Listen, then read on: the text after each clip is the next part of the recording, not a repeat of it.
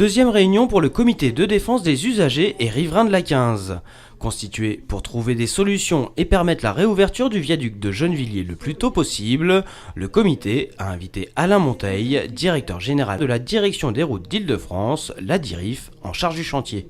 L'occasion de connaître le calendrier des travaux et surtout leurs conséquences sur la circulation.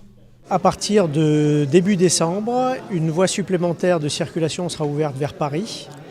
C'est-à-dire qu'au lieu des 2 voies actuelles, on passera à 3 voies qui seront de largeur réduite et donc limitées en vitesse.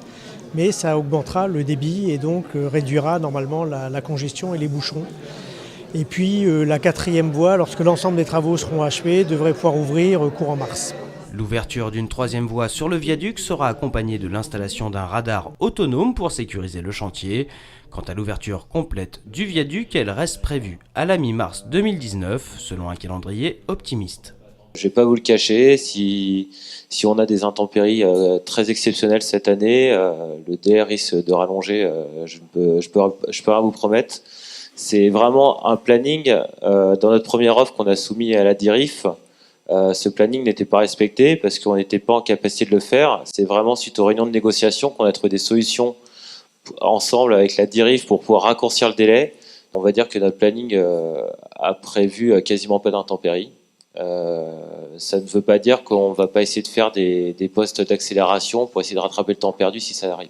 Ouverture d'une 3e voie, calendrier du chantier, cette réunion a également permis de rassurer les élus sur la réparation du mur de soutènement de la chaussée. J'avais posé la question à la DIRIF tout de suite, dès que je les ai rencontrés, de savoir comment ils allaient vérifier que tout n'était pas en train de s'étioler et que le sable n'allait pas nous faire le même genre de problème dans les mois ou dans les années à venir.